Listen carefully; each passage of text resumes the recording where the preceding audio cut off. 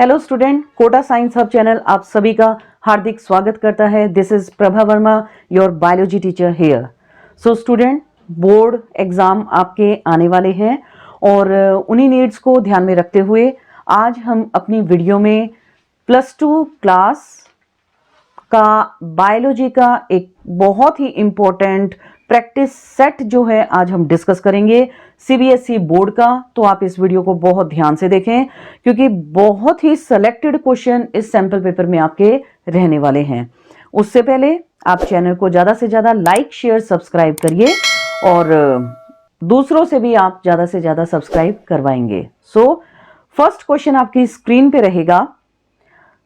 Question number 1 section ए। 5 section में हमने जो है पूरा सैंपल पेपर डिवाइड किया है। तो टोटल आपके 33 क्वेश्चंस रहेंगे। 1 mark, 2 mark, 3 mark, 5 mark.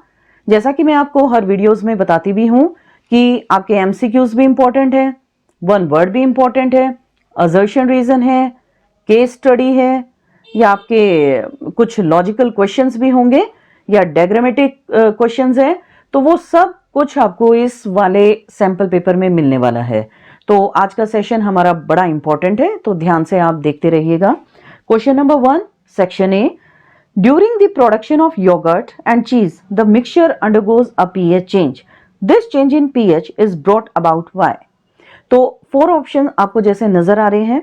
First option है आपका conversion of milk protein to solid form, conversion of lactose to lactic acid, then release of CO2 and the D option ethanol production.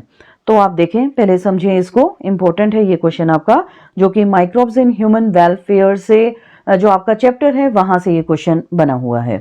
तो अभी इसमें क्या है, yogurt. Yogurt क्या है आपका सेक्शन ए, मैं लिख रही हूं आपको, सेक्शन ए है और ये है क्वेश्चन नंबर 1। तो यहां पे आप देखें योगर्ट है आपका, क्या है, कर्ड है, ठीक है ना। तो अब कर्ड मतलब दही या चीज, पनीर, वो मिलना किससे है, बाय प्रोडक्ट किसका है, मिल्क का है। और मिल्क में जनरली आप देखें कि मिल्क में क्या होता है बेटा, लैक्टोज प्रेजेंट होता है, ठीक है ना, जिसे आप मिल्क शुगर कहते हो। तो जैसे ही पीएच में चेंज आता है, मिल्क जो है आपका, आप किस में कन्वर्ट हो गया, वो एक टाइप से कर्ड में या योगर्ट, आप कुछ भी बोल सकते हैं, कन्वर्ट हो गया। तो और लैक्टोज किस में कन्वर्ट हुआ, लैक्टिक एसिड में।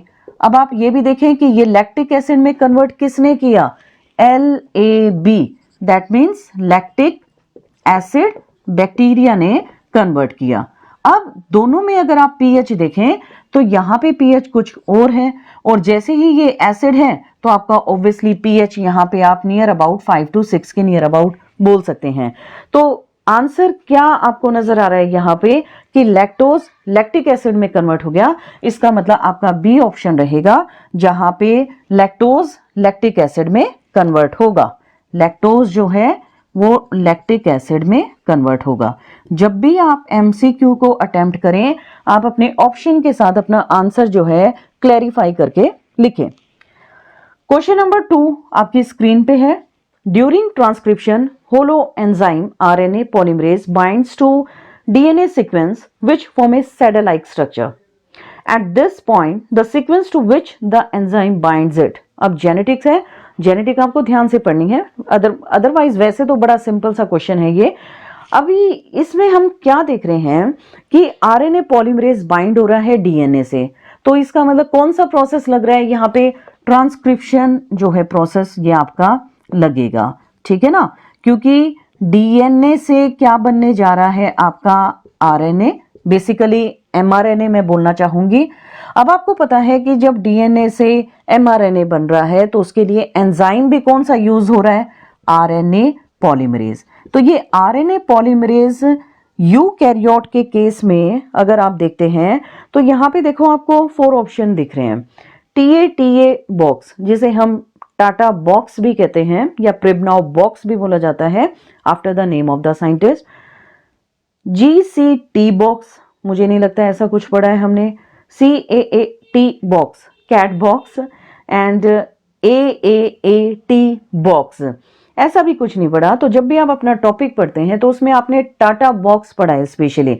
और टाटा बॉक्स का मतलब यहाँ पे क्या है, ये वाला टाटा नहीं है, यहाँ पे टाटा का मतलब क्या है, 80 रिच रीजन की हम बात करते हैं तो यहाँ पे लगभग आपके 7 बेस पेयर, ये बीपी हमारा बेस पेयर है, तो इतने बेस पेयर पे आरएनए पॉलीमरेज बाइंड होता है और जैसे ही आरएनए पॉलीमरेज बाइंड होगा तो डीएनए एमआरएनए में कन्वर्ट होगा और प्रोसेस क्या लगेगा आपका, ट्रांसक्रिप्शन, बड़ा इंपॉर्टेंट है। तो यहाँ पे देखते ही सीधा आपको ज्यादा कंफ्यूज नहीं होना है, आपका ऑप्शन ए है, ये है आपका टाटा बॉक्स, ठीक है। अगर टॉपिक आपका अच्छे से रीड आउट है तो आप आंसरिंग बड़ी आसानी से कर सकेंगे। क्वेश्चन नंबर 3 आपकी स्क्रीन पे है, ये बहुत ही इंपॉर्टेंट क्वेश्चन है। स्टूडेंट आप ध्यान दें, इस टाइप के क्वेश्चंस आप स्किप ना करें। मतलब आप एक बात ये भी माइंड में रखेंगे, जो आज का सैंपल पेपर डिस्कस हम कर रहे हैं उसमें जो भी क्वेश्चंस हैं वो इस ढंग से आपके सेटअप किया गया है, उससे रिलेटेड आप अपनी तैयारी रखें। अभी जैसे हमने देखा टाटा बॉक्स है, ट्रांसक्रिप्शन है, तो हो सकता है आपका रेप्लिकेशन से रिलेटेड क्वेश्चन आ जाए, मतलब क्वेश्चन आसपास ही रहेंगे, तो टॉपिक और चैप्टर को माइंड में सेट करके रखना है। क्वेश्चन नंबर 3, पॉपुलेशन इंटरैक्शंस आपको कुछ नजर आ रही है, ऑर्गेनिज्म ए, ऑर्गेनिज्म बी की, और नेम ऑफ इंटरैक्शन भी बताया है। अभी यहाँ पे जैसे प्लस, माइनस या जीरो सिंबल आपको जो नजर आ रहा है वो भी हम डिस्कस करते हैं। और इसमें आपको ए बी सी भी पूछा है और म्यूचुअलिज्म, प्रीडेशन, कमेंसलिज्म आपको दिया हुआ है। तो अभी देखते हैं। प्लस साइन बेनिफिशियल इंटरैक्शन है, बेनिफिशियल का मतलब जिसमें आपके 2 पार्टनर्स हैं and both are benefited by the presence of each other, like we are. अब आपको एक बेनिफिट मिल रहा है और हमें भी बेनिफिट, क्या मतलब हमें एक सपोर्ट मिल रहा है आपका। Minus sign for harmful, that means detrimental interaction in which the one partner is harmed and other may be benefited, and the zero, that means neutral interaction के लिए in which there are 2 partners and both are not getting any benefited, all right, so that means that is a type of neutral interaction. See, find out the ABC. अब ABC में आपको दिया हुआ है यहाँ पे माइनस माइनस, ये मैं एक बार साइड में लिख भी देती हूं कि A के लिए क्या है, B के लिए और C के लिए। अब A में आप इंटरैक्शन देख रहे हैं माइनस माइनस, B में है आपका प्लस माइनस और C के लिए है आपका माइनस और न्यूट्रल। तो ये आपके नेट में भी क्वेश्चन आया हुआ है, आप हमारी प्रीवियस वीडियोस को उठाना, जो लास्ट ईयर आपका नेट का एग्जाम था वो भी हमने सॉल्व किया था, तो वहां पे भी इस टाइप के क्वेश्चंस आपके पूछे गए हैं। तो ऐसे आपको अपना तैयार रखना है टॉपिक, ओके। तो find out what would be A B C. तो आप देखें ए में क्या बता रहे हैं, amensal, amensalism, B parasitism, C competition. B option, A competition, B parasitism and the C amensalism. C में है आपका A competition, B amensalism, C parasitism, और डी ऑप्शन जाता है आपका A amensalism, B competition and again C competition. C, अब थोड़ा सा आप ध्यान देंगे, यहाँ पे इंटरैक्शंस देखते हैं। अभी जैसे थोड़ा सा एक बी ऑप्शन पे देखते हैं, वो क्योंकि बहुत इसके नजदीक है। बी ऑप्शन में क्या है, कंपटीशन है, in which one is benefited and the other is harmed. Obviously competition में तो आप देखते हैं एक जीतेगा तो दूसरा तो हारेगा ही। बी में आपका क्या है, ए में तो आपका हो गया, ठीक है, और बी में बोला गया है इन्होंने पैरासिटिज्म। पैरासिटिज्म में अब हम क्या देखते हैं, that one is benefited and other is harmed, alright, कि एक को तो बेनिफिट मिलेगा, जैसे अब पैरासाइट है उसको बेनिफिट मिल रहा है, लेकिन होस्ट को क्या बेनिफिट हो रहा है, नथिंग, उसको हार्म ही हो रहा है। और सी अमेंसलिज्म इन विच नाइदर बेनिफिटेड नोर हार्म। तो ऑप्शन बी के साथ हम यहां पे जाएंगे, आंसर आपका बी रहेगा, जिसमें ए कंपटीशन है, कंपटीशन, क्योंकि कंपटीशन आपको पता है आप स्टूडेंट्स के बीच में भी बहुत ज्यादा है, और बी आपका है parasitism and the C is amensalism. ये क्वेश्चन आप अलग से डेफिनेशन की फॉर्म में भी तैयार रखें with 2 or 3 examples. Now the question number 4 आपकी स्क्रीन पर है। A pair of an animal and A plant which have been labeled as endangered from India in the red data book is. अब आप देखें, आपको एक पेयर ऐसा बनाना है जिसमें एक एनिमल और एक प्लांट, बोथ आर एंडेंजर्ड। अब आपको एंडेंजर्ड पता होना चाहिए, तो ये आपने रेड लिस्ट कैटेगरी या जो रेड डेटा बुक है उसमें आपने 8 कैटेगरीज पढ़ी थी, जैसे कि एंडेंजर्ड है, critically endangered, vulnerable, critically vulnerable, rare है आपका, एक्सटिंक्ट है, ठीक है। ऐसी काफी सारी स्पीशीज आपने पढ़ी हैं। तो एंडेंजर्ड वर्ड पहले पता हो आपको। एंडेंजर्ड क्या है? That the particular species will be extincted in the near future, मतलब कि जो आपका पर्टिकुलर स्पीशीज है वो चाहे प्लांट का है या एनिमल का है, वो नियर फ्यूचर में एक्सटिंक्ट हो जाएगा if proper consideration is not allowed. तो अगर प्रॉपर कंसीडरेशन नहीं किया गया तो नियर फ्यूचर में वो स्पीशीज हमें देखने को नहीं मिल सकती। तो ऑप्शन देखते हैं। A, banyan and black bug, B, tamarin and rhesus monkey, C, Bentinckia nicobarica जो निकोबार में है आपकी एक species, and red panda, D, Azadirachta indica जो कि नीम का साइंटिफिक नेम है। आप साइंटिफिक नेम पे जरूर ध्यान दें, प्लांट्स के भी और एनिमल्स के भी, बड़े इंपॉर्टेंट है ये, एंड डियर।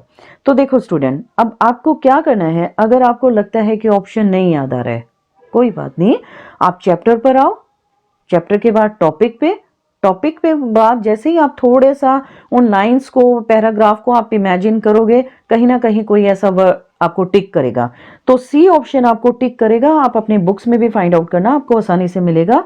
आंसर हमारा रहेगा बेंटिका निकोबैरिका एंड रेड पांडा, जो कि प्लांट और एनिमल की ऐसी स्पीशीज है दैट विल बी एंडेंजर्ड। तो ऑप्शन सी के साथ हम जाएंगे, जिसमें बेंटिकिया निकोबैरिका and red panda would be your answer. Question number 5. The pyramid of biomass will be inverted for a. अब pyramid of biomass inverted होगा किसके लिए? Grassland ecosystem, smaller food chain, C, ecosystem where a big fish prey on large number of smaller organism, and the D, ecosystem where a single tree feeds a larger population. अब आप देखो, biomass क्या है actual में? जो organic matter है किसी भी एक लिविंग ऑर्गेनिज्म में, वो उसका बायोमास है। अब इन्होंने क्या पूछा है, बायोमास कैसा होना चाहिए? इन्वर्टेड, दैट इज इन्वर्टेड, ठीक है। This is inverted pyramid of biomass. Inverted में यहां पे मीनिंग क्या रहता है आपका, कि लोअर लेवल पे या फर्स्ट ट्रॉफिक लेवल पे number of species they are less, then they are increasing and finally the more. अब एक्वेटिक इकोसिस्टम को आप इमेजिन करें। एक्वेटिक इकोसिस्टम में हम क्या पढ़ते हैं कि पहले क्या है आपके फाइटोप्लैंक्टन है, जो छोटे छोटे प्लांट्स हैं, उनको कौन खा रहा है? जू प्लैंक्टन्स खा रहे हैं। जू प्लैंक्टन को कौन खाएगा? स्मॉल फिश खाएगी, और स्मॉल फिश को कौन खा जाएगा? लार्ज फिश खा जाएगी। C, their number is less and gradually there is increase in the number of the bioma, so the pyramid will be inverted. तो answer will be C. Answer क्या रहेगा आपका? C रहेगा। Ecosystem where big fish, big कहो large कहो, बात तो एक ही है, big fish prey on other large number of smaller organism. तो स्मॉलर है, क्वांटिटी तो ज्यादा है लेकिन उनका बायोमास आप देखते हैं वो कम है, that's why the answer will be C. So question number 6 आपकी स्क्रीन पर है। An adaptive feature which can not be associated with xerophytic plant. Xerophytic plant आपके क्या है? Dry plants. जीरोज का मतलब क्या होता है? Dry, and phytic that means plant, simple. Dry, xeric condition का मतलब होता है ड्राई कंडीशन, तो ड्राई प्लांट्स इन्हें हम कह देते हैं। तो अभी क्वेश्चन क्या है, अब जहां पे ये पूछा हो ना, कैन नॉट, नॉट वर्ड जहां पर हो उसको थोड़ा सा ध्यान से किया करो, क्योंकि आपको कई बार माइंड में रहता है कि हाँ डायरेक्ट है और फटाफट आंसर कर दो, फिर घर आके आप बोलोगे कि शिट, मतलब आंसर आपका गलत हो गया। तो नॉट पे जरूर ध्यान दोगे। अभी ऑप्शन रीड आउट करते हैं। फर्स्ट है extensive long tap root system, ये एक फीचर है जीरोफाइटिक प्लांट्स का। बी है सनकन स्टोमेटा, ये भी होता है। सी सक्यूलेंट ऑर्गन्स है, ये भी है आपका। डी है निमेटोफोर्स इन हॉरिजॉन्टल रूट्स। अब आप देखो निमेटोफोर्स क्या पढ़ा है हमने, these are the respiratory roots and they are found in the mangroves, that means the swampy areas. तो निमेटोफोर वर्ड भी आपका पढ़ा हुआ होना चाहिए बच्चों, ऐसे मतलब जस्ट ये नहीं कि आपको तुक्का ही मारना है ना, हिट एंड ट्रायल मेथड आप यूज कर रहे हो, आपका बेस भी बनना चाहिए। निमेटोफोर्स का मतलब है रेस्पिरेटरी रूट्स, और ये रेस्पिरेटरी रूट्स एक्चुअल में क्या है, they emerge out from the ground to the outside and they have like this is the ground, they will be found as such and they have simple these dot like structure. These dot likes are the lenticels that help in their respiration, that's why they are respiratory roots and they are found in swampy area. marshy दलदल जहाँ पे है swampy areas में पाए जाते हैं। तो अभी हम तो बात कर रहे थे ड्राई की, ये तो मार्शी है, तो ऑप्शन क्या रहेगा आपका, डी ऑप्शन रहेगा निमेटोफोर्स, जो मैंने यहाँ पे आपको एक्सप्लेन भी किया है। क्वेश्चन नंबर 7 है आपकी स्क्रीन पर। Question number 7, ecosystem need a constant supply of energy. ठीक है, अब इकोसिस्टम क्या है, इकोसिस्टम है क्या, पहले ये भी तो पता हो। इकोसिस्टम लिविंग नॉन लिविंग जो हमारे ऑर्गेनिज्म या फैक्टर्स हैं, उन सभी का एक इंटरेक्शन हमारा एक इकोसिस्टम तैयार करता है। इकोसिस्टम में कांस्टेंट सप्लाई एनर्जी की बनी रहनी चाहिए। वो कब बन सकती है, सी ऑप्शन ए है to counteract increasing disorderliness, B है to counteract decreasing disorderliness, C to synthesis molecule, D both A and C. तो आप देखें अभी टू सिंथेसाइज मॉलिक्यूल नहीं कुछ ठीक ठाक बैठ रहा है, तो बोथ ए एंड सी मतलब डी ऑप्शन, जिसमें वो काउंटरएक्ट करता है अगर डिसऑर्डर लाइनेस इंक्रीज हो रहा है या डिक्रीज हो रहा है। तो बैलेंस का मतलब बैलेंस करना है ना उसको, एनर्जी को। तो अगर कोई बहुत इंक्रीज हो रहा है उसको बैलेंस में लेके आएगा, और कोई बहुत डिक्रीज है तो उसको इंक्रीज करेगा। That's why a constant supply of energy. So the answer will be D, answer will be D, both A and C. ठीक है, नाउ क्वेश्चन नंबर 8, ये क्वेश्चन नंबर 8 पे भी आप ध्यान दो।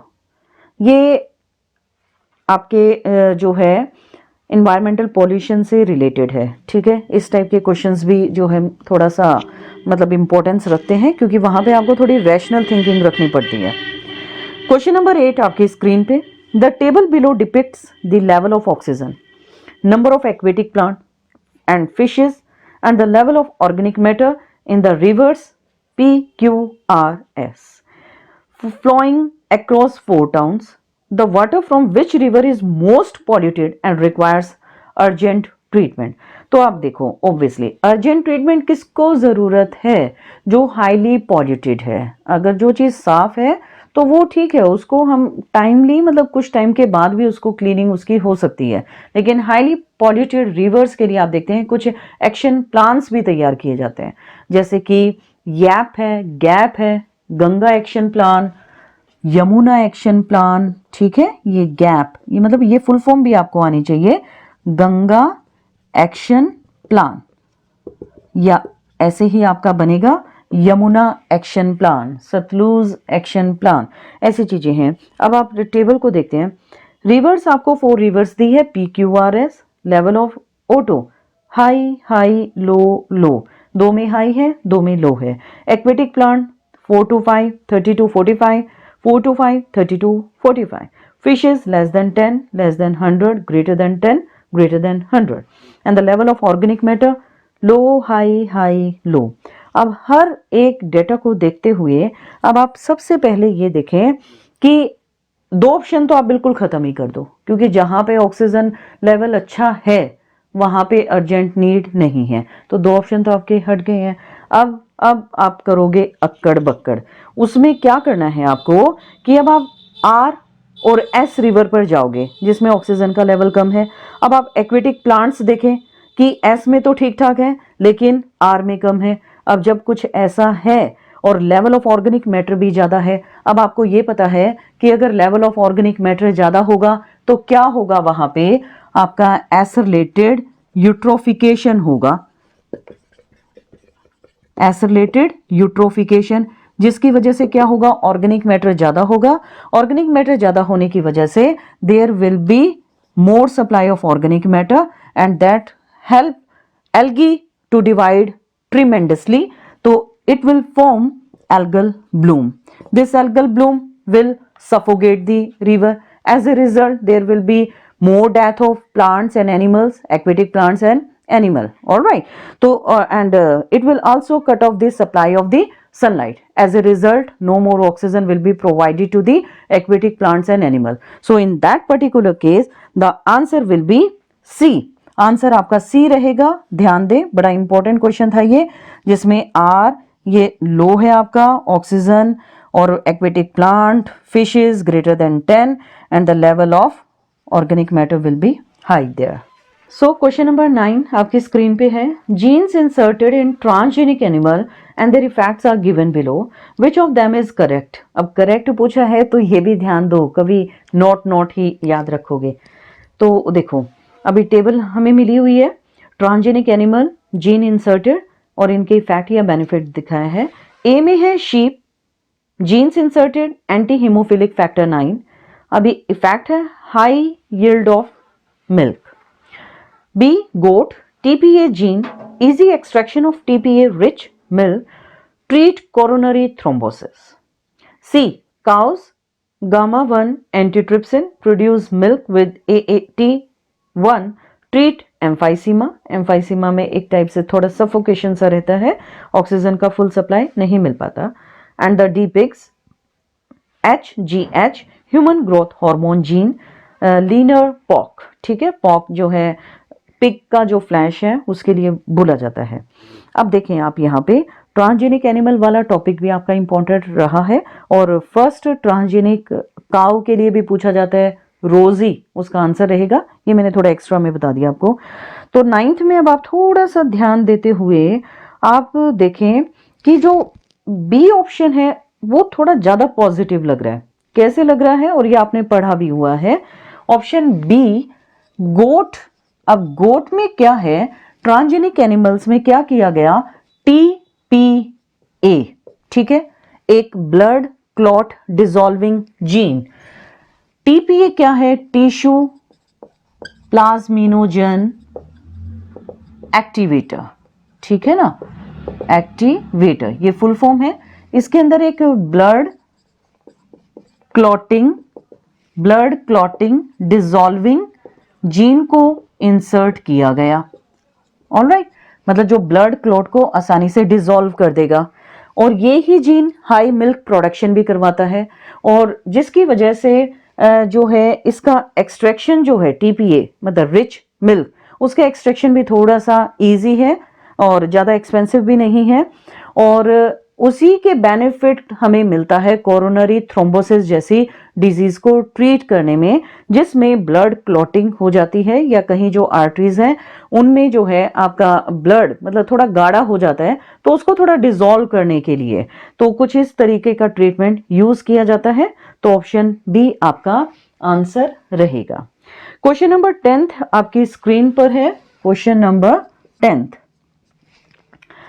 a couple trying to have a child recently found out that the male partner has no sperm in his reproductive tract. Identify the ART. ART आते ही mind में क्या आता है, रिप्रोडक्टिव हेल्थ। अब ART मतलब आर्ट जो आप पढ़ रहे हैं वो क्या है, फुल फॉर्म क्या है उसकी, असिस्टेड रिप्रोडक्टिव टेक्नोलॉजीज। कुछ चीजें मैं थोड़ा सा डिस्कस कर रही हूँ, इनडायरेक्टली कुछ क्वेश्चंस भी इनमें निकल ही जाते हैं हमारे। ओके, थोड़ा सा आप सपोर्ट भी करें और ज्यादा से ज्यादा व्यूज और सब्सक्राइबर भी देते रहें। Which could help this couple to achieve conception, that means the couple who want to become parents. लेकिन हो सकता है कि एक किसी पेरेंट में कोई प्रॉब्लम है तो वहां पे ART जो है असिस्ट करती है। असिस्ट का मतलब हेल्प करती है रिप्रोडक्टिव टेक्नोलॉजीज के थ्रू। मेथड ऑफ एआरटी और स्पेसिफिक्स क्या है इनके? फर्स्ट है testicular sperm extraction, collection of sperm from testis. ठीक है, अभी आपको क्या करना है, इसमें बेस्ट टेक्निक बतानी है जो कि रिकमेंड की जा सकती है। B intracytoplasmic sperm injection, ICSI जिसे आप कहते हैं, जिसमें डायरेक्टली स्पर्म को साइटोप्लाज्म, जो ओव्यूल बोला है, ओव्यूल के साइटोप्लाज्म में इंजेक्ट किया जाता है। ठीक है, मतलब ओव्यूम लिखना चाहिए था। सी है आपका आर्टिफिशियल डोनर इंसेमिनेशन, जिसे आप AI कहते हैं। Donated sperm is inseminated in women's uterus, तो उसको डायरेक्ट जो है वुमेन की यूट्रस में, यूट्रस मतलब जो आगे प्रोसेस होना है फर्टिलाइजेशन का वो होगा। और डी है in vitro fertilisation, in vitro का मतलब glass condition outside the body, fertilising sperm and ovum outside the body. तो अब आप देखें कि मतलब मतलब कोई स्पर्म का फॉर्मेशन तो नहीं है, तो सब क्या है आर्टिफिशियली इंट्रोड्यूस किया जाएगा। तो बेस्ट टेक्निक जो है वो है आपका AI मतलब सी ऑप्शन है जिसमें AI artificial insemination, artificial insemination technique जो है वो यूज की जाएगी, जिसमें स्पर्म को इंजेक्ट किया जाएगा। ठीक है, क्वेश्चन नंबर 11 बड़ा सिंपल और इंपॉर्टेंट भी। Plasmodium falciparum is an a ectoparasite जो बॉडी के बाहर काम करेगा, B endoparasite, endo means inside body के अंदर, सी है आपका ऑब्लिगेट पैरासाइट और डी है आपका फैकल्टेटिव पैरासाइट। तो आप देखें सभी का आपको मीनिंग भी आना चाहिए। ठीक है, तो अभी क्या है यहाँ पे ऑब्लिगेट फैकल्टेटिव में हम क्या देखते हैं कि कुछ आपके ऐसे पैरासाइट्स हैं या कुछ ऐसे मतलब आपके इन्फेक्टिव स्टेजेस होती हैं जो अगर ऑक्सीजन है तो भी सरवाइव कर रहे हैं और नहीं है तो भी कर सकते हैं। तो ये कुछ आपके ऑब्लिगेट और फैकल्टेटिव मीनिंग कहलाते हैं। लेकिन आप देखें प्लाज्मोडियम फाल्सिपेरम, सबसे पहली बात तो ये सबसे डेंजरस आपकी स्पीशीज है किसकी? मलेरिया की। ठीक है ना, तो 4 स्पीशीज में से जो सबसे डेंजरस है वो आपकी प्लाज्मोडियम फाल्सिपेरम है। और ये एक टाइप का एंडोपैरासाइट है जो लीवर जो कि मतलब उसका पर्टिकुलर होस्ट के अंदर जो उसकी एक स्टेज जहां पे मिल सकती है वो वहां पे पाया जाता है, दैट इज द लीवर। तो ये एक एंडोपैरासाइट का काम करता है, ऑप्शन बी एंडोपैरासाइट। और इसकी जो इन्फेक्टिव स्टेजेस हैं ये लीवर में पाई जाती हैं, तो ये लीवर को अफेक्ट करता है। ठीक है, स्पोरोजॉइड्स की इन्फेक्टिव स्टेज रहेगी। नाउ क्वेश्चन नंबर 12 आपकी स्क्रीन पर है। The figure below depicts the hormonal control of male reproductive system. तो हार्मोनल कंट्रोल आपको दिखाया है जो कि इंपॉर्टेंट है टॉपिक भी। अब आप देखें कि आपको एक फ्लो चार्ट के फॉर्म में एक जो है सिक्रेशन दिखाया गया है डिफरेंट हार्मोन्स का। हाइपोथैलेमस से GnRH रिलीज होगा, that means gonadotrophin releasing hormone. ये हम क्वेश्चन नंबर 12 डिस्कस करने जा रहे हैं। और ये अफेक्ट करेगा एंटीरियर पिट्यूटरी को, मतलब स्टिमुलेट करता है। स्टिमुलेशन के बाद आप देखते हैं इसने 2 हार्मोन रिलीज किए, LH luteinizing hormone, FSH follicle stimulating hormone. एक आपको जगह प्लस साइन नजर आता है, एक माइनस। माइनस का मतलब होता है कि नेगेटिव फीडबैक है, वहां पे उसका कंट्रोल रोकना है, और पॉजिटिव का मतलब सिक्रीशन को कंटिन्यू रखना है। तो लिडिक सेल को ये अफेक्ट करेगा। लिडिक सेल क्या रिलीज करेगा? टेस्टोस्टेरोन, जो कि मेल सेक्स हार्मोन है और मेल में मेल कैरेक्टर इंट्रोड्यूस करता है। सर्टोली सेल स्पर्मेटोजेनेसिस को कंट्रोल करता है और इनिबिन नाम का एक प्रोटीन रिलीज करता है जो प्रोसेस को स्टॉप करेगा। इनिबिन दैट मीन्स इनिबिट करना, जिसे ABP कहा जाता है, androgen binding protein that inhibits the process. And the negative feedback is what? There will be a signal and that will stop the whole process. Now see further, due to a specific mutation in anterior pituitary the secretion of GnRH gets reduced. तो कई बार mutation हो जाता है anterior pituitary में जिसकी वजह से GnRH gonadotrophin releasing hormone का सिक्रेशन रिड्यूस होता है। Which of the following is the correct observation for this condition. तो आपको ऑब्जर्वेशन देखना है। अब ऑब्जर्वेशन थोड़ा सा ध्यान में, क्योंकि यहाँ पे सिर्फ आपको इतना पता होना चाहिए कि लो या हाई लेवल पर क्या इफेक्ट होगा। तो ऑब्जर्वेशन में देखते हैं first, low level of LH and FSH effect testosterone deficiency, ऐसा नहीं लग रहा है। नाउ बी है आपका increased level of LH and FSH enlarged testes. C, low level of LH and FSH, no oogenesis affecting the gamete production. And the D है आपका increased level of gonadotrophin, sterile male. तो अब आप देखें यहाँ पे अगर increased level LH और FSH का होता है तो testis enlarge होगी, ऐसा नहीं लगता। लो लेवल है, no oogenesis। तो एक बार फर्स्ट ऑप्शन देखते हैं, low level of LH and FSH, testosterone deficiency हो सकता है जिसकी वजह से मेल में मेल करेक्टर हमें देखने को नहीं मिलेंगे। तो हम ऑप्शन ए के साथ जाएंगे, low level of LH and FSH।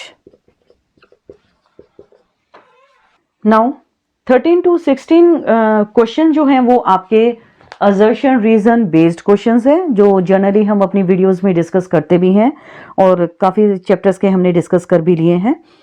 तो अब यह आपका मेन सेक्शन है, ठीक है, इसको डिस्कस करेंगे। 4 क्वेश्चंस हैं। क्वेश्चन नंबर 13 आपकी स्क्रीन पर है। Assertion A, mango is a false fruit, reason thalamus participates in false fruit formation. अब देखो ध्यान से, मैंगो फॉल्स फ्रूट नहीं है तो कैसा फ्रूट है? True fruit. तो एक बात तो ये क्लियर हो गई कि असर्शन फॉल्स है, ठीक है। असर्शन फॉल्स तो सीधा सा है आपका माइंड में कि ऑप्शन तो डी है, ठीक है, जहां पे आपका असर्शन जो है वो फॉल्स है और रीजन ट्रू है। बस अब थोड़ा सा आपको ध्यान देना है इसकी एक्सप्लेनेशन पे। वो क्या है कि मैंगो एक ट्रू फ्रूट है और ट्रू फ्रूट जो होता है वो हमेशा ओवरी से डेवलप होता है, ठीक है, और फॉल्स फ्रूट में थैलेमस भी पार्टिसिपेट करता है। तो रीजन ठीक है आपका, लेकिन असर्शन फॉल्स था। तो थोड़ा सा मतलब एक लॉजिक आप लगाएं, उसके बाद क्वेश्चन को सॉल्व करें। क्वेश्चन नंबर 14 स्क्रीन पर, assertion A, polycistronic mRNA is capable of forming a number of different polypeptide chain. ये बात ठीक है, पॉलीसिस्ट्रोनिक mRNA काफी सारी पॉलीपेप्टाइड चेन मतलब प्रोटीन फॉर्मेशन में, मतलब कि ट्रांसलेशन में हेल्प करता है। Reason polycistronic mRNA has terminator codons, ये बात भी ठीक है। पॉलीसिस्ट्रोनिक जो आपका mRNA है उनमें टर्मिनेटर कोडोन्स होते हैं। क्वेश्चन नंबर 14 एक बार देखें आप। देखो क्या है बेटा कि जो पॉलीसिस्ट्रोनिक आपका mRNA है, पॉलीसिस्ट्रोनिक mRNA वो किस में है? सबसे पहले वो आपका है प्रोकैरियोट्स में, ठीक है ना, पहले तो ये बात पता हो। ऐसे मोनोसिस्ट्रोनिक है, मोनोसिस्ट्रोनिक किस में है? यूकैरियोट्स में है। अब इनमें लीडर सीक्वेंस भी है 5' एंड पे और टर्मिनेटर कोडॉन्स भी हैं और साथ में यूटीआर भी इनमें प्रेजेंट होता है। यूटीआर यहाँ पे मैं स्पेशली बताऊंगी क्योंकि इंपॉर्टेंट है क्वेश्चन ये। इन्हें हम कहते हैं अनट्रांसलेटेड रीजन। तो अनट्रांसलेटेड रीजंस का मतलब क्या है कि कुछ रीजंस हैं जिनमें ट्रांसलेशन देखने को नहीं मिलती, उन्हें हम यूटीआर रीजंस कहते हैं। तो देखा जाए तो बात तो दोनों ही ठीक है लेकिन एक्सप्लेनेशन ठीक नहीं है, इसीलिए हम ऑप्शन बी के साथ जाएंगे जहां पे असर्शन रीजन दोनों ट्रू है लेकिन जो आपका रीजन है वो करेक्ट एक्सप्लेनेशन नहीं है। क्वेश्चन नंबर 15 स्क्रीन पर, ऐसा लग रहा है जैसे केवीसी खेल रहे हैं। Assertion A, GM plant, GM means genetically modified plant, have undergone a genome modification for developing various resistances। ठीक है कि GM प्लांट कुछ ऐसे जेनेटिकली मॉडिफाइड प्लांट्स हैं जिनमें कुछ रेजिस्टेंस आया है। जैसे अगर मैं सिंपल बात करती हूँ बीटी कॉटन, बीटी कॉटन अब पढ़ लिया है ये आपने, तो अब थोड़ा इजी भी है, जिसे बैसिलस थ्यूरेनजेनेसिस बोला जाता है। ठीक है, ये एक बैक्टीरिया है और बैक्टीरिया में क्या है, एक टाइप का पेस्ट रेजिस्टेंस है। ठीक है, ऐसे ही आपका natural genetic engineer agrobacterium tumefaciens, जिसे नेचुरल जेनेटिक इंजीनियर बोला जाता है ट्यूमीफेशियंस, ये आपका एक नेचुरल जेनेटिक इंजीनियर है, ठीक है ना। तो इसमें क्या था, इसमें एक टीआई प्लाज्मिड था, ट्यूमर इंड्यूसिंग प्लाज्मिड था, जिसको हमने रिमूव करके और मतलब उसको एक जीन ऑफ इंटरेस्ट के अकॉर्डिंग उसको हमने आरडीटी रिकॉम्बिनेंट डीएनए टेक्नोलॉजी के थ्रू उसको मॉडिफाई किया। Reason, the plasmid vectors used for plant cell transformation are based on Ti plasmid. Ti means tumour inducing, tumour जो क्राउन गाल्स डिजीज कर देता है, गांठें हो जाती हैं। तो both are right, but explanation again true नहीं है, तो ऑप्शन बी आपका आंसर रहेगा 15th का। क्वेश्चन नंबर 16, 4 ही क्वेश्चन है आपके असर्शन रीजन के, लेकिन ये 4 मार्क्स बहुत इंपॉर्टेंट है स्टूडेंट्स। आप ध्यान दें कि हर क्वेश्चन, क्योंकि जहां पे 1 मार्क्स की बात आती है वहां या तो 1 मिलने वाला है या 0 मिलने वाला है, हाफ मार्क्स का कोई चांस नहीं है। तो ये जो 16 मार्क्स आपके हैं ना, ये 16 मतलब सुपर 16 की अगर हम बात करें तो ये बहुत ज़रूरी है, यही मतलब आपको अच्छे मार्क्स गेन करवा सकते हैं। Question number 16, assertion, keystone species are not relevant to biodiversity conservation. अभी देखो, अभी नॉट वर्ड आ गया तो इसका मतलब दिमाग में कुछ आपका आएगा, क्लिक होगा, ठीक है ना। Reason R, keystone species have a significant impact on community structures and characteristic. हाँ, अब ये कुछ बात लग रही है। तो देखो, कीस्टोन स्पीशीज क्या है, जो कि आपका मतलब एक मेजर कंट्रीब्यूटर होता है आपके इकोसिस्टम को बैलेंस करने के लिए। तो नॉट रेलिवेंट बोला है, रेलिवेंट होता है, रेलिवेंट होता है तो असर्शन तो सीधा सीधा उड़ाओ उसको आप, ऑप्शन डी के साथ जाइए। 16th का आंसर डी, जिसमें आपका असर्शन फॉल्स है और रीजन ट्रू है, क्योंकि इन्होंने नॉट वर्ड दिया। तो आपका कीस्टोन स्पीशीज का बड़ा ही इंपॉर्टेंट इम्पैक्ट कम्युनिटी स्ट्रक्चर और कैरेक्टरिस्टिक्स पर आता है। तो यहां तक हमारा सेक्शन ए फॉर 1 मार्क्स के लिए जो है वो खत्म होता है। सो स्टूडेंट, सेक्शन बी ये आपका 2 मार्क्स के लिए रहेगा और बड़े इंपॉर्टेंट क्वेश्चंस हैं इसके अंदर, ठीक है। क्वेश्चन नंबर 17 आपकी स्क्रीन पर, cloning sites are required in a vector to facilitate the action of restriction enzyme during genetic engineering process. What will happen if many recognition sites are present within the vector? तो क्या होगा अगर बहुत सारी recognition sites यहाँ पर होंगी? तो देखिए आप, अब क्लोनिंग साइट्स क्या है आपका, क्लोनिंग साइट्स मतलब एक जो फॉरेन डीएनए को एक वेक्टर डीएनए के साथ जो ज्वाइन कर रही हैं, उन्हें हम क्या कहते हैं, रिकॉग्निशन साइट्स भी कह देते हैं। रिकॉग्निशन साइट्स, रिकॉग्निशन साइट्स है। तो जो रिस्ट्रिक्शन एंडोन्यूक्लियस एंजाइम, ये भी आपने पढ़ा हुआ है, जो रिकॉग्नाइज करेगा रिस्ट्रिक्शन एंडोन्यूक्लियस एंजाइम्स, ठीक है ना, ये रिकॉग्नाइज करते हैं और ये कंबाइन करते हैं एक फॉरेन डीएनए को वेक्टर डीएनए के साथ, फॉरेन डीएनए को वेक्टर डीएनए के साथ कंबाइन करेंगे, ठीक है। तो यहाँ पे अब क्या है, व्हाट विल हैपन, अगर ज़्यादा रिकॉग्निशन साइट्स हैं किसी भी वेक्टर के अंदर, तो उस तरीके से वहाँ पे आप देखो कि एक जो आरडीएनए नया हाइब्रिड डीएनए बनता है, उसमें भी हमें बहुत सारी वेरिएशंस देखने को मिल सकती हैं। क्वेश्चन नंबर 18 आपकी स्क्रीन पर है, in the figure below different methods of contraceptions are shown, study them and answer these questions now A B C। तो इसमें आप देख रहे हैं डिफरेंट कॉन्ट्रासेप्टिव मेथड्स यहाँ पे दिखाए गए हैं। ऑप्शन क्या है, अभी फर्स्ट आपका है, name these method of contraceptive measure, also mention which one of these is better suited for prevention against and STD. तो देखो आपको मेथड ऑफ कॉन्ट्रासेप्शन जो दिए गए हैं, ए में है कॉन्डम्स, क्वेश्चन नंबर 18 ए पार्ट है आपका कॉन्डम्स है, बी में कॉपर टी और सी ऑप्शन है इम्प्लांट्स, सी में है इम्प्लांट्स, ठीक है। अब एक तो ये हो गया, also mention which one is better suited for prevention, that means condoms they are better suited, और कॉपर टी भी बिकॉज ये अनवांटेड प्रेगनेंसी से जो है 98% तक प्रोटेक्शन प्रोवाइड करती हैं। अनवांटेड प्रेगनेंसीज को ये रोकती हैं, ठीक है, इफेक्टिव है, ज़्यादा इनका साइड इफेक्ट्स भी नहीं है और मार्केट में ये बहुत ज़्यादा पॉपुलर है और जो है इनका यूज़ भी काफ़ी ज़्यादा है। और ये एसटीडीज मतलब सेक्सुअली ट्रांसमिटेड डिजीज से भी ये 98% तक प्रोटेक्शन प्रोवाइड करती हैं, प्रोटेक्शन प्रोवाइड करेंगे, ठीक है। सेकंड है, how are these method better than the natural method of contraception. अब देखो नेचुरल मेथड ऑफ कॉन्ट्रासेप्शन जैसे कि आपने LAM लैक्टेशनल एमिनोरिया, इसका मतलब क्या है कि कई बार जो लैक्टेटिंग मदर है, मतलब आफ्टर डिलीवरी जब मदर कम से कम 6 मंथ्स तक बेबी को खुद का फीड करवा रही है, जो उसको मिल्क सिक्रीशन हो रहा है, जो बच्चे को एक उसका फीड मिल रहा है, उस दौरान हार्मोनल इम्बैलेंस की वजह से मेंस्ट्रुएशन नहीं हो पाता है, ठीक है। ये मैंने प्रीवियस वीडियोस जो भी रही हैं हमारी उनमें बहुत एक्सप्लेन भी किया था। उसकी वजह से क्या होता है कि मेंस्ट्रुअल साइकिल थोड़ा अपसेट हो जाता है। कहीं मदर को लगता है कि ठीक है वो लैक्टेटिंग है तो ओके है कि मतलब मेंस्ट्रुएशन नहीं हुआ है, but that is not 100% surety.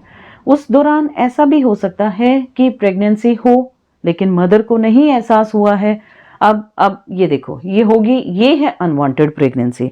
तो भी मतलब नेचुरल मेथड तो ठीक नहीं है, या जैसे कि इजैकुलेशन बॉडी से बाहर भी कर दिया जाता है, वो भी कहीं ना कहीं जो है बेटर मेथड्स नहीं है। बट दीज मतलब contraceptive methods, they are famous, they are safe and they are used by normal peoples, मतलब कि जो है नॉर्मल लोगों को या मार्केट में इनका जो है थोड़ा नॉलेज रहता है। क्वेश्चन नंबर 19 आपकी स्क्रीन पर है। देखो बेटा आंसर अगर आप जर्नल लिख कर आओगे तो याद रखना मार्क्स भी बड़े जर्नल से मिलने वाले हैं। बहुत ही स्पेसिफिक आंसर जब आपका रहता है ना तो उसमें एग्जामिनर को ज़्यादा सोचने की ज़रूरत नहीं होती, फटाफट मार्क्स मिलते हैं। लेकिन आप हाँ कुछ भी ऊट पटांग लिख कर आओगे और मार्क्स एक्सपेक्ट करते हो, ऐसा नहीं है। लेकिन एक बात ये भी ध्यान रखें, क्वेश्चन स्किप ना कर आए, मतलब कि छोड़कर नहीं आना है। उसमें अगर आपको रिलेटेड जो भी इंफॉर्मेशन मिलती है उसको आप ज़रूर राइट करें और ये मेरी गारंटी है कि आपको मार्क्स ज़रूर मिलेंगे और ये आप मुझे बताना भी जब आपका रिजल्ट आए। तो question number 19, the following diagram exhibits the feeding relationship between different animals in a forest. तो आपको यहाँ पे एक टाइप का फूड वेब ही नजर आ रहा है, मतलब एक डिफरेंट फूड चेन्स यहाँ पे नजर आ रही हैं। Interpret the given diagram and identify the animal that may be present at stages first, second, third, fourth. Also explain why is the first trophic level always occupied by a plant. अब देखो first, second, third, fourth, जहां तक हमारा idea है first पे एक dear हो सकता है, सेकंड पे एक रैबिट हो सकता है, थर्ड पार्ट में आप देखें कि एक फ्रॉग हो सकता है। ये आप फूड चेन आपको आनी चाहिए, ठीक है। तो मैं थोड़ा ब्रीफ रख रही हूँ लेकिन मतलब उतना भी ब्रीफ नहीं है, उतना आपको समझ में आता है। और फोर्थ पे जैसे आप देखें कि एक रैट भी हो सकता है यहाँ पे, ठीक है, एक रैट भी हो सकता है। तो इस टाइप की कोई फूड चेन जब आपकी बनती है तो पहले तो आप उनको आइडेंटिफाई करें, फूड चेन को कंप्लीट करें। अब पूछे फर्स्ट ट्रॉफिक लेवल पे प्लांट्स ही क्यों हैं? क्यों? बिकॉज प्लांट्स को हमने क्या पढ़ा है, they are the producer, they are the transducers. Producer है बिकॉज दे आर द, मतलब प्रोड्यूस कर रहा है भाई, वो खाना दे रहे हैं। और जितने भी लगभग आपके जो लोअर एनिमल्स हैं या जो भी फर्स्ट ट्रॉफिक लेवल है, they are feeding on the plant, that's why they are highly occupied by the plant और the producers. Simple. Question number 20 screen पर, the figure given below indicates the uncontrolled growth of the cell which results in tumor. These can be either benign, stay in fixed spot, or malignant, can move to other parts of the body and can cause cancer. आपको एक figure नजर आ रहा है जिसमें एक tumour बना हुआ है। ट्यूमर का मतलब एक टाइप की गांठ, या आप बोले कि जहां पे सेल जल्दी डिवाइड हो गया, ठीक है। Cells dividing in uncontrolled manner and the normal cells. Based on the above figure answer the following question. ये बड़ा इंपॉर्टेंट क्वेश्चन है, इस टाइप के क्वेश्चंस आपके आने चाहिए। फर्स्ट है, cancer is one of the most dreaded disease. Dreaded that means that is fatal, and fatal that leads to death. Explain contact inhibition with respect to the disease. What is contact inhibition? See, normal cell क्या होता है, normal cell में जब भी कुछ ऐसा होगा तो वो एक नॉर्मल सेल जब डिवाइड होना बंद करेगा तो वो आसपास जो भी सेल होगा उसकी एक्टिविटी को भी स्टॉप कर देगा। लेकिन जब कैंसर होता है तो नॉर्मल सेल अपनी इस प्रॉपर्टी को खत्म, उसकी ये प्रॉपर्टी जो है खत्म हो जाती है, जिसकी वजह से अगर एक सेल अफेक्ट हो रहा है तो दूसरा भी होगा, and then next and the adjacent one, and finally the whole tissue और the organ and the whole body. तो अब यहां पे क्या होगा, तो कॉन्टैक्ट इनिबिशन अब आपको समझ में आया। कॉन्टैक्ट इनिबिशन मतलब नॉर्मल सेल में कॉन्टैक्ट इनिबिशन खत्म हो जाता है। कैंसरस सेल्स में, कैंसरस सेल, जो कैंसरस सेल आपका होगा ना, ट्यूमर सेल्स हैं जो ट्यूमर कॉज कर रहा है, उनमें जो कॉन्टैक्ट इनिबिशन वाली जो प्रॉपर्टी होती है नॉर्मल सेल्स के अंदर, वो प्रॉपर्टी बिल्कुल खत्म, तो जिसकी वजह से सेल जो है जल्दी जल्दी जल्दी जल्दी जो है कैंसरस बनता जाएगा और आसपास के सेल्स को भी वो ट्यूमर में कन्वर्ट कर देगा। सेकेंड है, cancer patient often given alpha interferon as a part of this treatment, give the reason. अब अल्फा इंटरफेरोन्स बड़ा इंपॉर्टेंट टॉपिक है स्टूडेंट, ये तो थोड़ा सा ध्यान से करें, इंटरेस्टिंग लगता है मतलब मुझे ये। तो इंटरफेरोन्स क्या होते हैं, जब भी एक सेल अफेक्ट होता है तो ये जो अफेक्टेड सेल है वो क्या करता है, कुछ ऐसे प्रोटीन्स रिलीज करता है जिन्हें इंटरफेरोन्स कहते हैं। मतलब these are biological response modifier. इन्हें आप एक और दूसरा वर्ड दें, बायोलॉजिकल रिस्पॉन्स मॉडिफायर्स, ठीक है। तो ये क्या करते हैं, ये इस सेल तक मैसेज भेजते हैं और वो पर्टिकुलर वायरस, मतलब मानो कि वायरस ने इस सेल को अफेक्ट कर दिया, ये अफेक्टेड सेल प्रोटीन रिलीज करेगा जिसे इंटरफेरोन या अल्फा इंटरफेरोन कहते हैं। ये अब इस सेल तक मैसेज भेजेगा कि आप तैयार हो जाओ कि आपके पास भी वायरस आने वाला है, ताकि वायरस आगे सेल में एंटर ना करे, ट्रांसफर ना हो और वो सेल को अफेक्ट ना करे या खुद भी डिवाइड ना हो सके। तो अभी जैसे मैंने बताया, जो कैंसर पेशेंट्स हैं उनके अंदर अल्फा इंटरफेरोन दिया जाता है ताकि उनकी जो इम्यूनिटी है वो बूस्ट अप हो जाए, ठीक है ना। तो इम्यूनिटी बूस्टर का ये काम कर रहे हैं, उनका इम्यूनिटी अगर अच्छा होगा तो they can fight against this dreaded disease. Question number 21 screen पर, given below are the modification in the wings of the different organism, जिसमें आप insect, pterodactyl, bird, feather, bat, ये सब आपको नजर आ रहा है। फर्स्ट है, what conclusion can you drive with respect to these organism. Simple है, विंग्स वाला अगर आपका एग्जाम्पल आता है तो माइंड में क्लिक होता है एनालोगस ऑर्गन। क्वेश्चन नंबर 21 का फर्स्ट पार्ट, ठीक है, ये भी ये फर्स्ट पार्ट था आपका, ये सेकंड पार्ट था। तो फर्स्ट पार्ट में एनालोगस ऑर्गन, और एनालोगस ऑर्गन क्या होते हैं, they have different structure but they have the same function. Function is what, they help in their flight. तो मतलब फ्लाइट में हेल्प करते हैं, मतलब सारे स्ट्रक्चर अलग होने के बावजूद भी सब फ्लाई करेंगे। तो अभी ठीक है। और second, how does the study of comparative morphology and anatomy helpful in evolutionary studies. तो ये भी बड़ी हेल्पफुल है क्योंकि इससे हमें क्या पता चलता है, in spite of having different और कॉमन स्ट्रक्चर्स, एक कॉमन एंसेस्टर का पता चलता है, एक कॉमन एंसेस्टर का हमें यहाँ पे पता चलेगा, ठीक है। तो थोड़ा आप इसको अच्छे से एक्सप्लेन करें और आंसर को बहुत ही ऑथेंटिक लिखें। चॉइस में आपको दिया गया है, चॉइस है ये आपकी क्वेश्चन नंबर 21 की ही ये चॉइस है। In a typical nucleus some region of chromatin are stained lightly, other are dark, explain why is it so and what is its significance. तो देखो ऐसा क्यों होता है, ये +1 का भी था क्वेश्चन, +1 में न्यूक्लियस के टॉपिक में पढ़ा था आपने। कुछ पोर्शन आपका डार्कली स्टेन है, अभी मैं सिर्फ न्यूक्लियस का डायग्राम बना रही हूँ। तो न्यूक्लियस में कुछ मानो की स्ट्रक्चर आपका लाइट डार्क है, थोड़ा सा यहाँ से कुछ थोड़ा सा डार्क है और कुछ थोड़ा सा लाइट है। डार्कली स्टेन्ड रीजन को हेट्रोक्रोमेटिन कहते हैं because it is highly compact और condensed, that's why it will be stained dark, alright. and this light region is euchromatin, that means true chromatin and it will stain light। तो ये light stain यहाँ पर होगा because it is diffused, फैला हुआ है ये।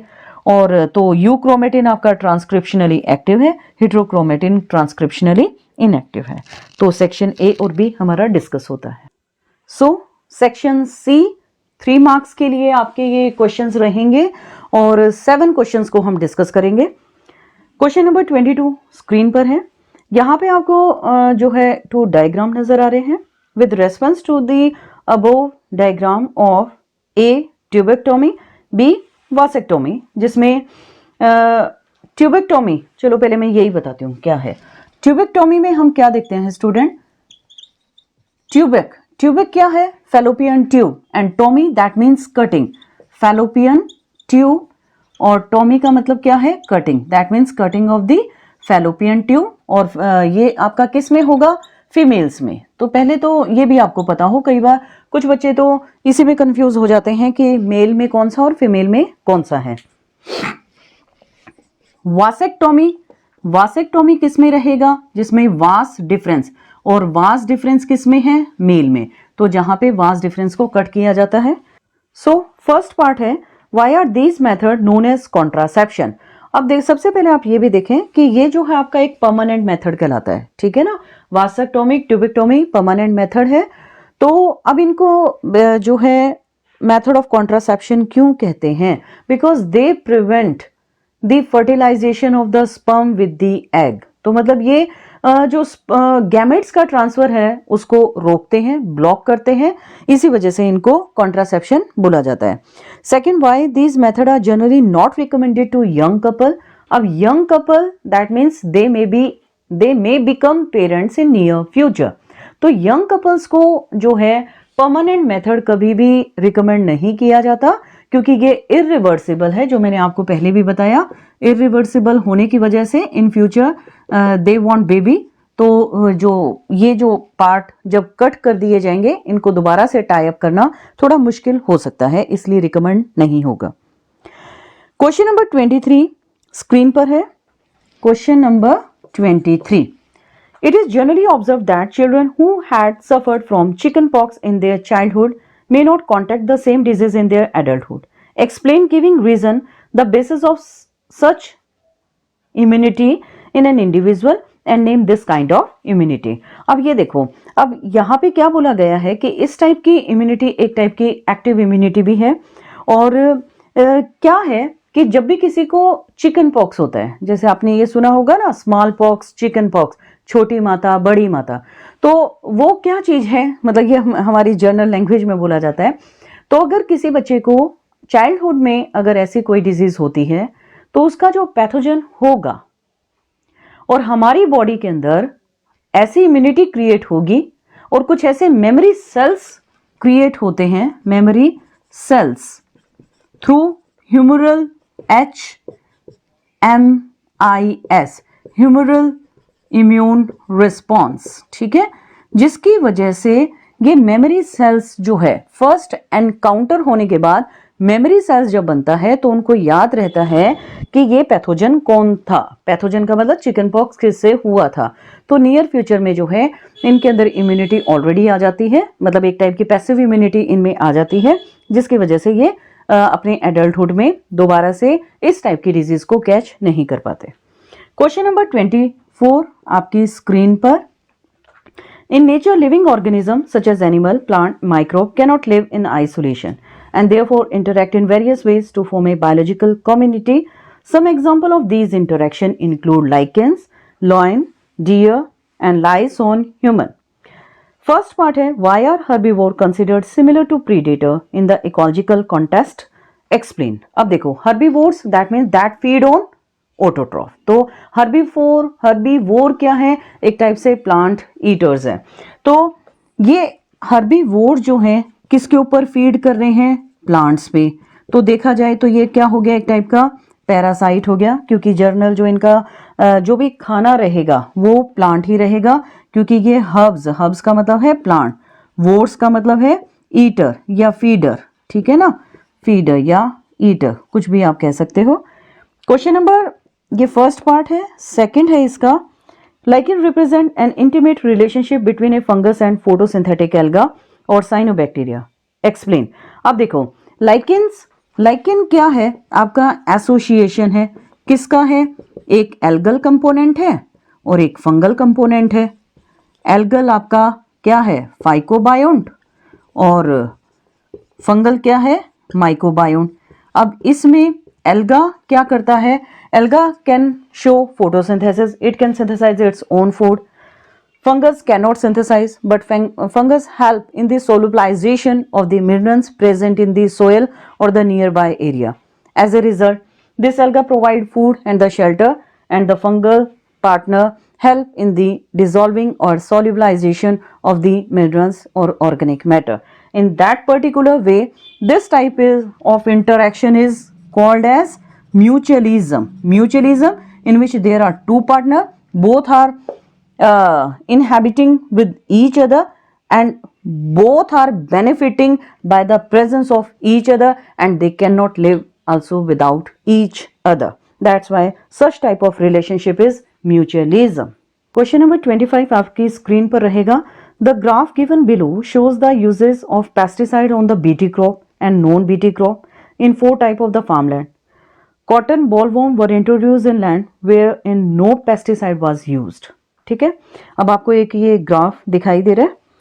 अब इसमें फर्स्ट पार्ट है explain what effect would a BT and a non BT crop have on the paste.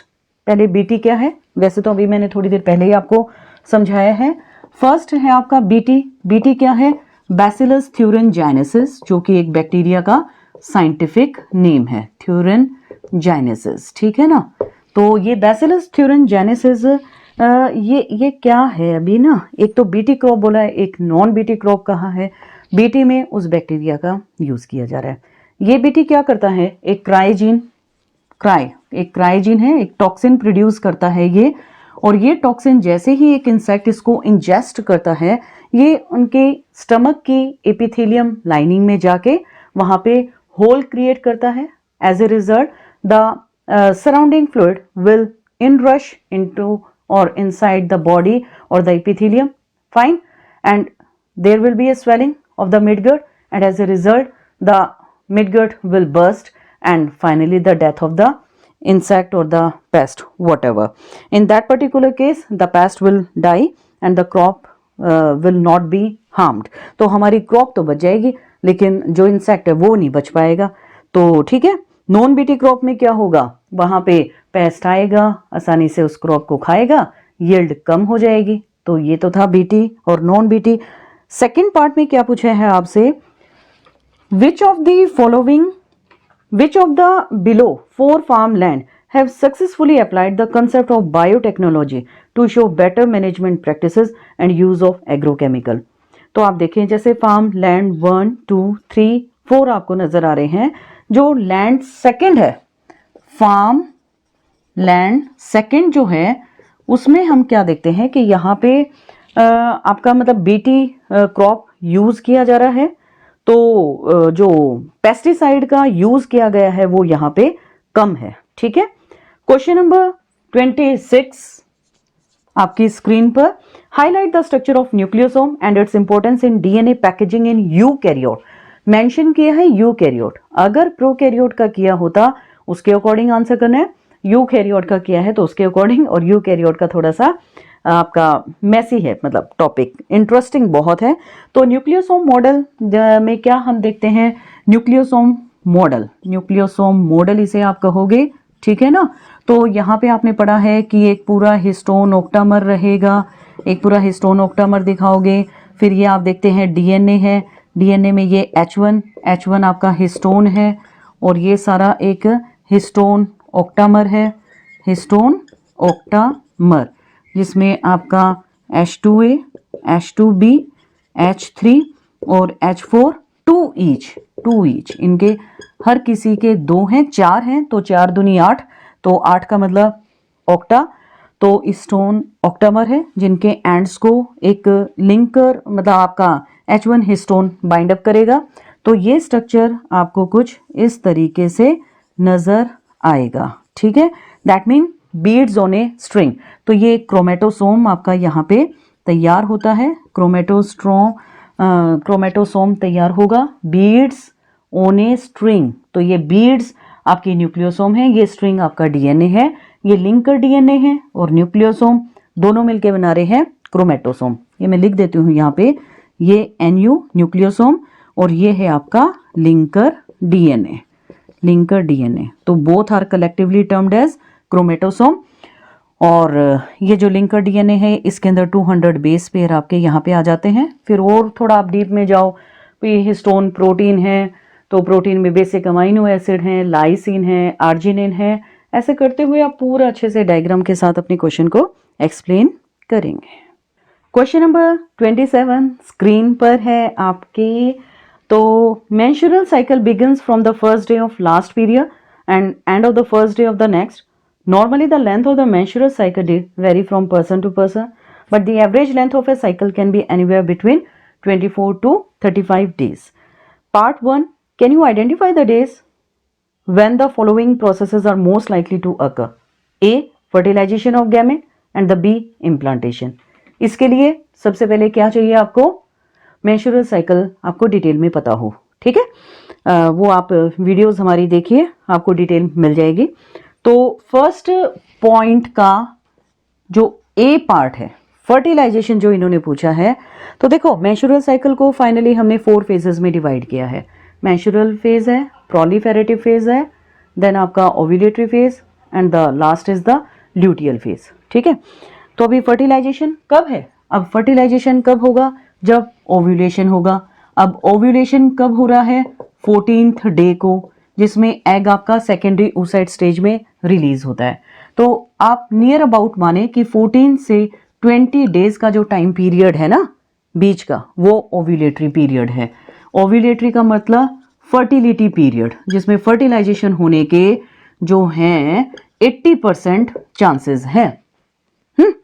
तो हो गया, ये तो इजी था। बी पार्ट पूछा है इन्होंने इम्प्लांटेशन। अब इम्प्लांटेशन क्या है ये भी पता हो। इम्प्लांटेशन का मतलब है बेटा आपका कि after the fertilisation on 7th day, after fertilisation on 7th day the embryo will fix itself in the uterus lining, ठीक है ना? तो अब ये यूट्रस लाइनिंग में जब आपको एम्बेडेड करना चाहेगा खुद को, ताकि वो क्या हो, एक कनेक्शन हो मदर की बॉडी के साथ, एक प्लेसेंटा बिल्डअप हो to extract the nutrition, fine. तो अब इम्प्लांटेशन लगभग कौन से डे को इन्होंने कहा है? तो वो इम्प्लांटेशन क्या होगा कि जब फर्टिलाइजेशन हो जाएगा उसके बाद इम्प्लांटेशन होगा।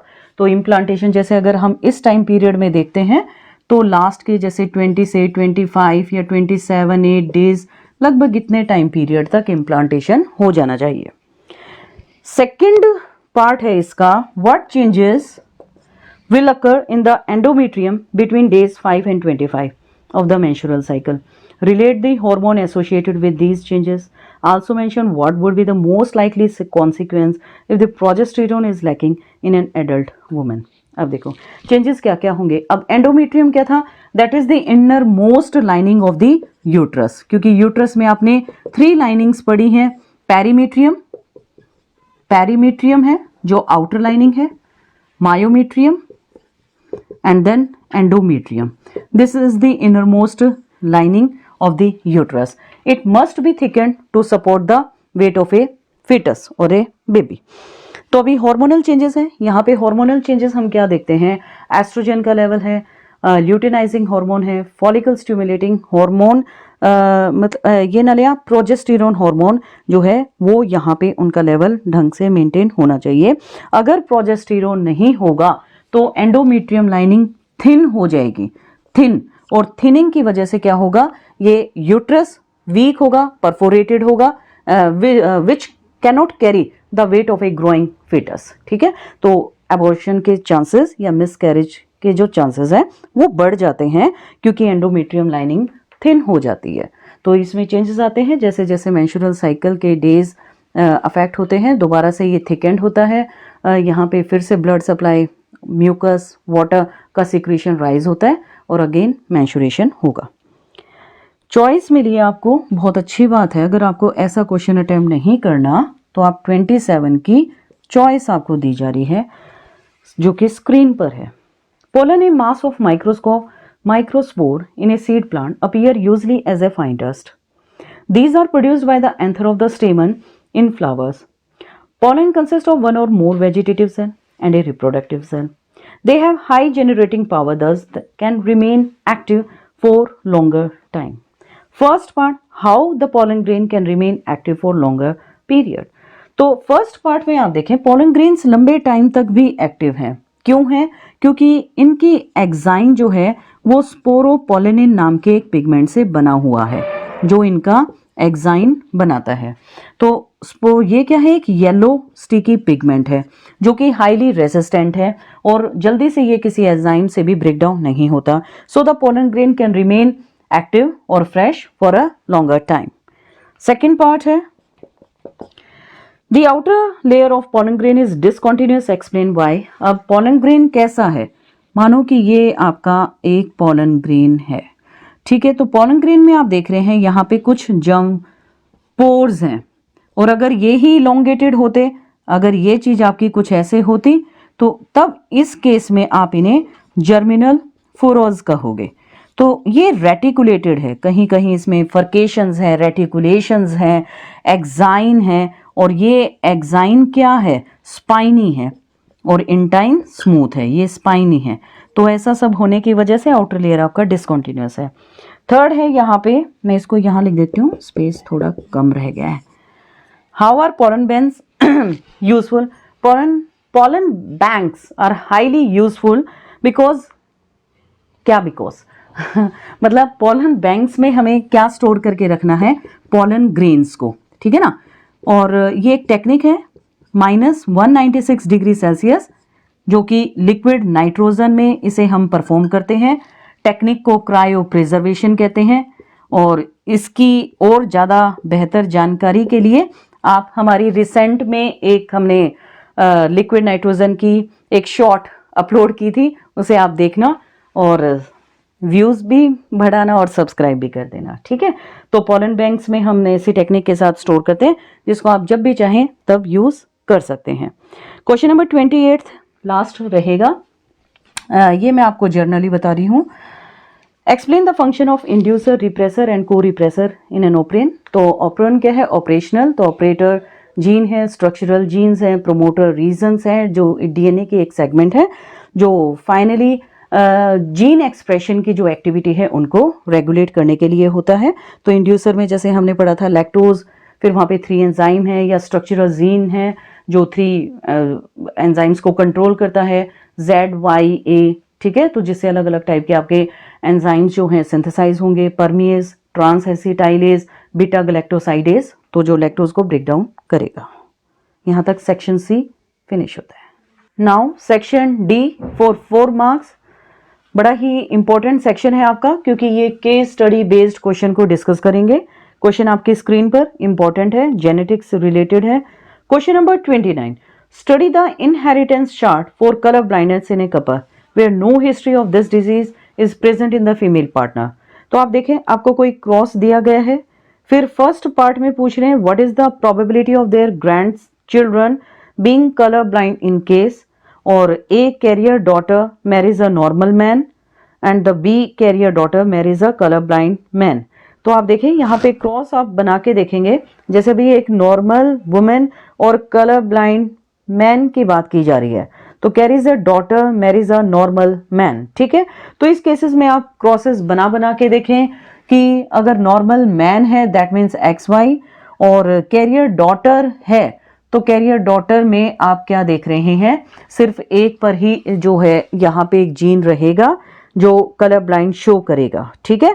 और अगर इसका उल्टा करते हैं, कैरियर डॉटर और एक कलर ब्लाइंड मैन, अब कलर ब्लाइंड मैन और क्रॉस किया है कैरियर डॉटर के साथ, तो दोनों केसेस में आप रेशो जैसे अब यहाँ पे निकाल के देख सकते हैं कि कैसा आपका रेशो रहने वाला है, ठीक है। तो आप देखें कि अब यहाँ पे 25% चांस था नॉर्मल का, यहाँ पे 25% है कलर ब्लाइंड बॉय और यहाँ पे 25% कैरियर डॉटर और यहाँ पे आप देख रहे हैं कि बिल्कुल 25% आपका कलर ब्लाइंड डॉटर होने के चांसेस हैं। तो इस तरीके से आप अपना अटेम्प्ट करेंगे क्वेश्चन। और में एक चॉइस में आपको दिया है the gene for colour blindness is present on x chromosome, how does this affect it's inheritance.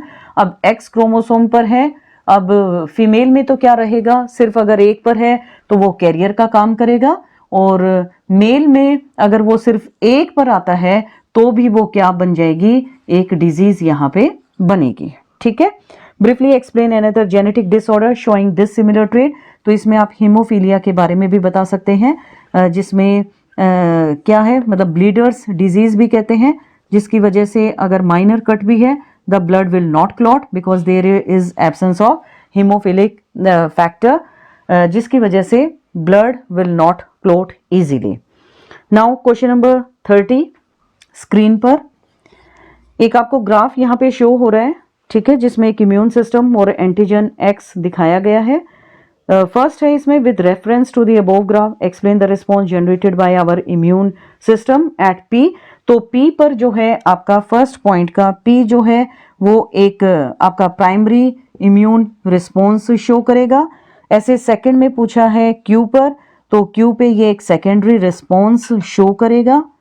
Then third part जो है बेटा वो है आपका our immune system helps to protect us against virus and bacteria, which cell of the immune system that helps in this function। तो इस function में क्या है, कौन हेल्प कर रहा है हमें, हमारे बी सेल और टी सेल हमें हेल्प करते हैं, बी और टी सेल हमें हेल्प करते हैं। ठीक है, ये क्या कर रहा है, अपना मेमोरी सेल बनाएगा और टी सेल जो है एंटीजन के अगेंस्ट फाइट करेगा।